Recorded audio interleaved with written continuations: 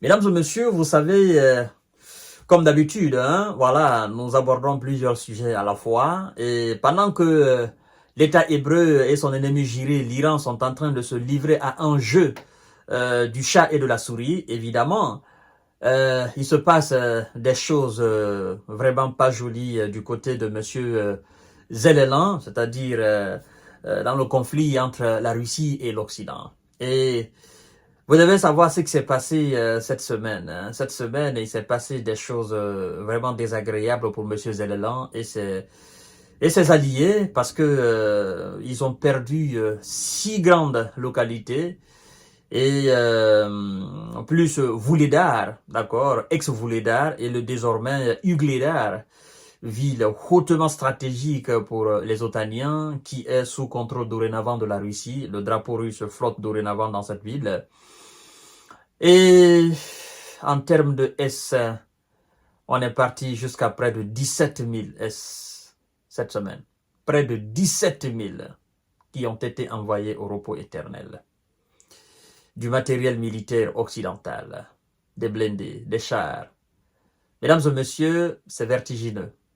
En fait, comme j'ai l'habitude à le dire, moi, c'est pas les matériels qui me regardent tant. Parce que ça, c'est de l'argent, c'est nous qui les fabriquons. Mais en tout ce qui concerne les S, nous n'avons pas les capacités de les faire revenir maintenant parmi nous. Et c'est bien dommage parce que pendant que M. Zelelan perd près de 17 000 S, il demande l'autorisation à ses alliés de pouvoir frapper en profondeur qui va aussi enregistrer des conséquences beaucoup plus dévastatrices. Et pendant ce même temps, on est en train de faire du recrutement de nouveaux soldats pour M. Zelelan en Pologne. D'accord? Ça, c'est un recrutement, on appelle ça la Légion étrangère ukrainienne. Et je crois d'ailleurs que ça sera partout maintenant en Europe et partout se trouvent les populations ukrainiennes. C'est bien dommage que ça se passe ainsi. C'est des gens qui pensaient être à l'abri de tout voilà, recrutement. Ils pensaient être voilà, dans une vie idéale, loin des détonations des armes. Mais ça les rattrape. Et ça fait plaisir aux autorités polonaises. Alors, l'armée russe a libéré en une semaine 6 grandes localités, dont Ugledar, annonce la défense. L'armée de M. Vlado a porté 29 frappes groupées, y compris avec des missiles Kinjal, sur des entreprises de défense de M. Zelelan et ses alliés, des infrastructures énergétiques et des aérodromes militaires. Et tout ça en une semaine. La défense anti-aérienne de M. Vlado a abattu 7 missiles, les fameux missiles de M. Biden qu'on appelle les missiles ATACMS, c'est-à-dire ATACM. 6 bombes aériennes Hammer. Les bombes aériennes Hammer, ce sont des fabrications françaises. 22 projectiles de HIMARS. Les HIMARS, ce sont de fabrication américaine. Et 540 drones cette semaine. 83 S de M. Zelelan se sont rendus en une semaine, dont 44 à Ugledar.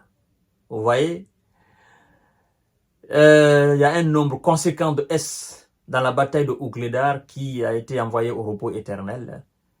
Et 44 ont jugé nécessaire, ont jugé bon de se rendre.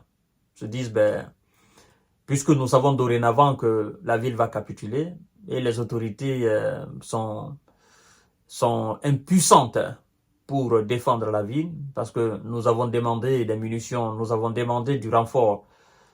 Tout ce que nous avons demandé ne sont pas venus, ça vaut plus la peine. Parce que nous allons reculer, nous irons dans d'autres positions où les mêmes Russes viendront aussi nous chercher là. Et donc ça sert à rien, ça sera de l'éternel recommencement. Reculer, reculer, reculer. Et ils avancent, ils avancent, ils avancent. Pendant ce temps, on perd énormément. Donc eux, ils ont jugé nécessaire de se rendre. Mesdames et messieurs, installez-vous confortablement parce que là, je m'apprête à vous donner le cumul des pertes des Otaniens de M. Zelelan et des merceaux qui sont là pour les épauler. Le cumul de leurs pertes, c'est vertigineux. Les pertes cumulées des troupes de M. Zelensky et ses alliés avec des merceaux qu'on appelle la Légion étrangère, la Légion internationale, mesdames et messieurs, se chiffrent à 16 650 hommes. 16 650 S au cours de cette semaine ont été envoyés au repos éternel du nord au sud, c'est-à-dire dans l'axe de l'opération spéciale militaire de la Soumy jusqu'au sud, Odessa, à l'est de l'Ukraine, plus ce qui s'est passé dans la région, dans la fameuse région russe qu'on appelle Kursk, parce que là, je vous ai dit la fois dernière que là-bas c'est un volcan à ciel ouvert, c'est un four géant, un four, vous voyez, les médias comme les BFM, les LCI et tous ceux qui s'en suivent, tous ceux qui faisaient la promotion de l'incursion dans la région de Kursk, est-ce que vous les entendez parler de la région de Kursk maintenant? Est-ce que, sincèrement, ils font des émissions, ils ont même trouvé des nouveaux sujets, hein? L'affaire de l'Israël est venue entrer là-dedans, donc complètement, ils ont délaissé tout ce qui était là comme sujet lié à Kursk. Ils n'en parlent plus parce qu'ils savent que là-bas, c'est terminé. Ils ne peuvent plus mentir. Ce qui se passe là-bas, là, non. C'est indescriptible. Et donc, voici en quelque sorte, en substance, ce qui a été fait cette semaine. Comme la Russie a l'habitude de le faire, chaque vendredi, il y a le bilan hebdomadaire. Et puis, demain, ils vont faire le bilan quotidien. Et puis, le dimanche aussi, ils vont faire le bilan quotidien. Ils vont réviser. Parce que demain, il y aura, comme ils sont en combat, ils vont faire le bilan de 24 heures.